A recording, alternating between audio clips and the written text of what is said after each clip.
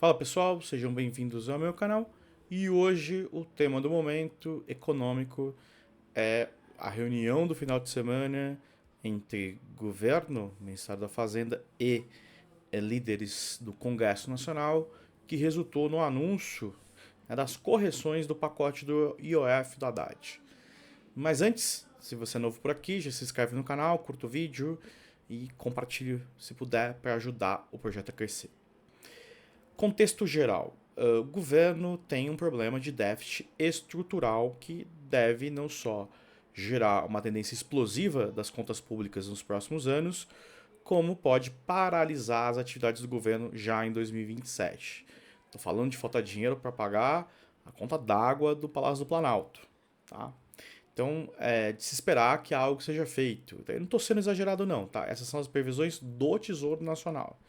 Então, alguma coisa precisa ser feita para a gente evitar esse pior, ou pelo menos, que é o que parece que é o objetivo do governo, chegar até 2027 inteiro, né, sem um grande colapso da gestão pública. Bom, lados positivos antes dos negativos. Tá? Positivos. Primeiro, o governo tentando fazer alguma coisa para diminuir o tamanho do déficit. Tá? É positivo. Podia não fazer nada e empurrar com a barriga até a eleição, né, sem nenhum tipo de ajuste. Tá? Mesmo que fizesse isso, teria algum custo reputacional, porque não vai bater a meta fiscal do ano que vem. Aí, e nem desse ano bateria. Né? Então, já esse ano teria que haver uma mudança da meta de superávit primário na lei, que é zero hoje, para esse ano, para conseguir fechar o ano. Isso já seria uma perda de reputação relevante e uma piora do quadro macroeconômico, né? A moeda desvalorizando mais, isso tendo impacto em inflação, inflação esperada subindo, tudo isso também é má notícia eleitoral, então o governo sinaliza que está preocupado em fazer ajustes mínimos, pelo menos, para reduzir o déficit. Segundo lado positivo, tá? O governo tinha anunciado, alguns dias atrás, um pacote de aumento do IOF, o Imposto sobre Operações Financeiras, para várias atividades financeiras. Né? E sendo as mais preocupantes, né, um aumento do IOF para transações de fundos de investimento no exterior, o que configura na prática controle de capitais. Isso, mais problemas de redação da medida provisória que foram rapidamente apontados, que poderiam gerar uma série de dubiedades e segurança jurídica para as empresas, fez com que o governo rapidamente tirasse o pé da MP do IOF no mesmo dia, meia-noite quase, e suspendeu, né, os anúncios, ou a maioria deles, até esse acordo agora no final de semana com os líderes do Congresso. Tá? Então também é positivo o fato do governo ter agora discutido com o Congresso, uma coisa importante como o aumento de carga tributária, antes de anunciar. Tá? Vai aumentar imposto, conversa com o pessoal. Tanto porque tem que ser aprovado depois. O que mais é positivo aqui? Bom, então esse anúncio novo em relação ao anterior também é positivo no sentido de que as distorções que vão ocorrer agora, que vão ocorrer na atividade econômica, são menores do que ocorreriam caso vigorasse aquele pacote anterior. Tá. Chega de elogio, vamos aos lados negativos. Tá. Aumento de carga tributária, vai gerar desincentivos para alguns setores, já vou mencionar quais. E acho que o principal problema aqui, não temos nada sobre corte de despesas. Tá? Então é um ajuste 100% lá da Receita. Tem lá em anúncios de intenções de fazer cortes, mas não tem nenhum comprometimento sobre isso, nem os pontos que vão ser atacados. Tá?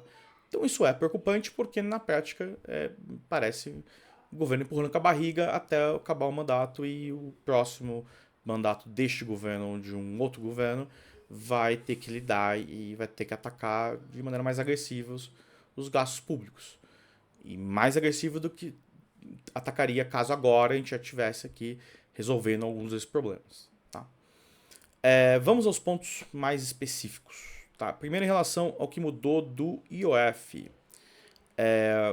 o chamado recuo do IOF. Né? Então, primeiro, redução do crédito, redução do IOF, crédito para empresas, Então, quer dizer, não é que não vai ter aumento do IOF, vai ter, mas menor do que se previa inicialmente naquela MP. Redução de 80% na operação de risco sacado. O risco sacado é a antecipação de recursos que diversas empresas fazem com os bancos. O governo te colocar um IOF alto sobre isso. Quando diz que redução de 80%, quer dizer, não é que vai ficar mais baixo, vai ficar menor, 80% menor do que o aumento inicialmente dado. Tá? Mas esse ter permanecido algum IOF aqui significa aumento do custo de crédito para as empresas e vai afetar pequenas e médias empresas. Tá? Terceiro, redução do IOF no seguro de vida com prêmios por sobrevivência, o VGBL. Mas, de novo, acho que também mantém-se algum IOF aqui a mais. Cobrança de alíquota mínima sobre fundos de investimento em direito creditório, o FDIC, que é um produto financeiro cada vez mais procurado. E isenção do IOF no retorno de investimentos estrangeiros diretos no país. Aí sim, acho que é o sinal melhor, porque configura que o governo ficou preocupado com essa pecha de controlador de capitais. Né? Então aí a gente evita. E o que vem num momento oportuno, porque a gente vive um momento de insegurança econômica, né? Na guerra entre Estados Unidos e China, guerra comercial. E aí o Brasil pode se tornar um bom destino para parte desses recursos, que seriam antes para esses países. E, claro, tem vários outros impeditivos, mas e pelo menos você sinaliza melhor para o investidor estrangeiro, né? Que se ele botar o dinheiro dele aqui, ele não tem um ônus para retirar depois. Tá? Então, essa parte do recuo do IOF, com isso o governo estima que a arrecadação vai ser 1/3 da pretendida inicialmente com a MP inicial. Tá? E como vai compensar os outros 2/3? Vamos lá, as outras medidas de compensações de receitas. Primeiro, vai aumentar a taxação de bets de 12% para 18%. Eu acho que esse ponto não tem muita reclamação contra, além das próprias empresas, né, de bets. A gente tem vivido um problema social aqui no país, de muita gente endividada, vários casos de gente que perdeu tudo, etc. Eu tenho uma opinião de que essas coisas já aconteciam, né? Só que com jogos ilegais. Eu não acho que todo mundo ficou viciado em jogo da noite pro dia.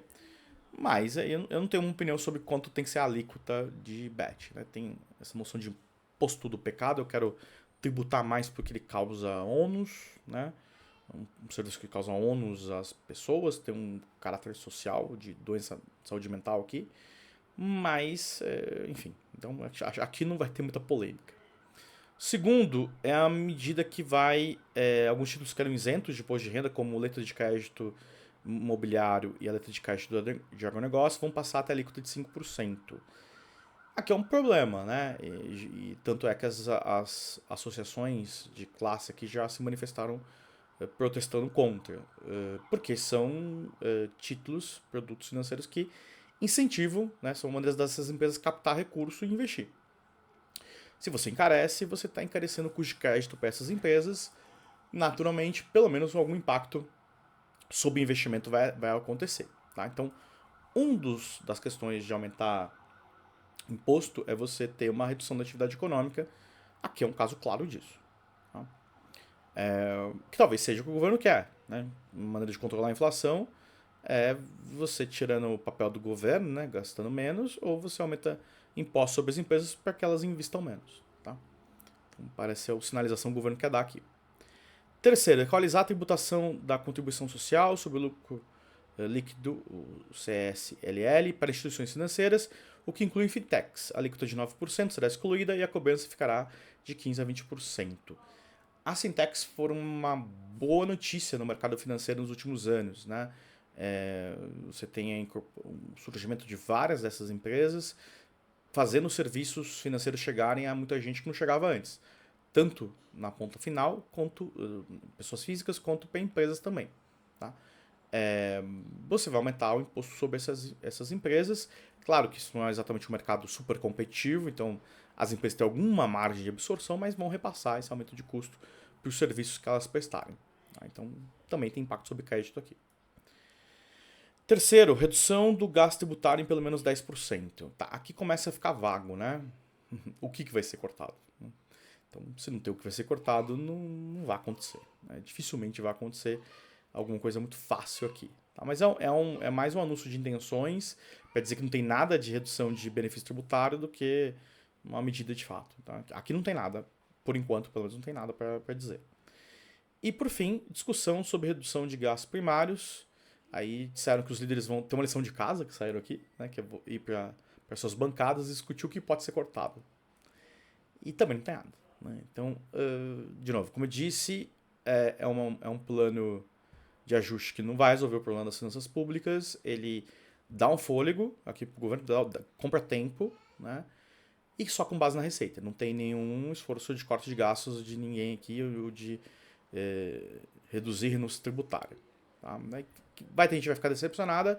Eu confesso que eu já não espero nada de ajuste significativo de contas públicas a partir de agora.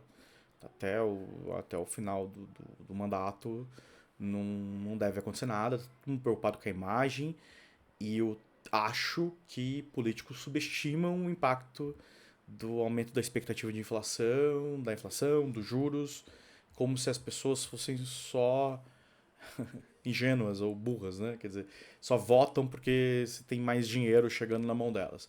Claro que chegar dinheiro na mão delas assim, é impactante, mas as pessoas são um pouco espertas, tá? Elas sabem ler cenários econômicos de maneiras de acordo com as informações que chegam nelas e acho que não sei, acho que a classe política como um todo, tá?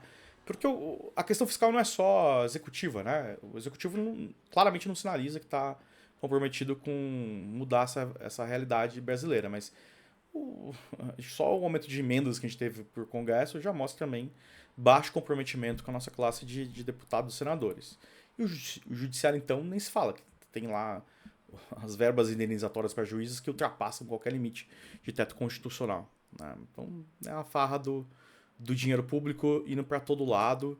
Não foi dessa vez que saiu nada significativo para mudar isso. Mas, de novo, tem seu lado positivo, porque já é uma evolução em relação ao que ocorreu dias atrás. E você, o que acha? Comenta aqui. Mais uma vez, muito obrigado por me acompanhar até aqui. Meu nome é Renan Pierre e a gente se vê numa próxima. Tchau, tchau.